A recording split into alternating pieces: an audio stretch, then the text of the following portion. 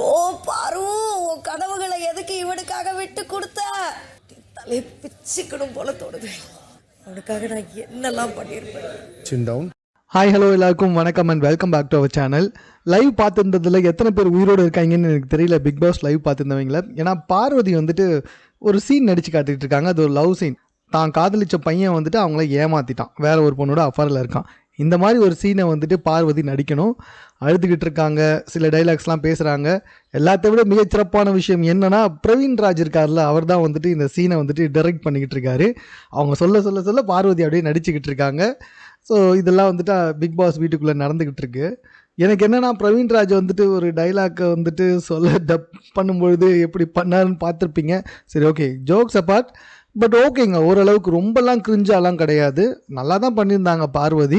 ஒன்றும் பெரிய என்ன சொல்கிறது, ரொம்ப அசிங்கமாக அந்த மாதிரிலாம் எதுவும் பண்ணலங்க.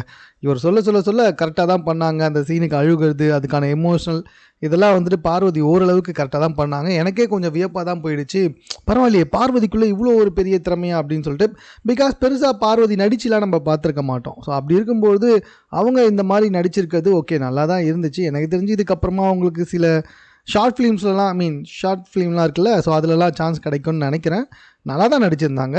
லைவ் பார்க்காதவங்களுக்காக நான் ஜஸ்ட் ஒரு 10 செகண்ட் சீனை மட்டும் முன்னாடி வச்சுருக்கேன். ஸோ கிட்டத்தட்ட எல்லா சீனுமே கட் பண்ணி தான் வச்சுருக்கோம். ஸோ இதை பார்த்தாலே நீங்கள் மேக்ஸிமம் ஃபுல்லாக பார்த்தா மாதிரி தான் நல்லா தான் நடிச்சிருப்பாங்க. ஸோ இது தற்போது சமூக வலைத்தளத்தில் ரொம்ப வைரலாக பகிரப்பட்டு வந்துகிட்டு இருக்கு. அதான் உங்ககிட்டயும் ஷேர் பண்ணுறேன். மேலும் இது போன்ற செய்திகளுடன் கூட தெரிந்து கொள்வதற்கு நம்ம சென்னை சேனலை சப்ஸ்கிரைப் பண்ணுங்கள்.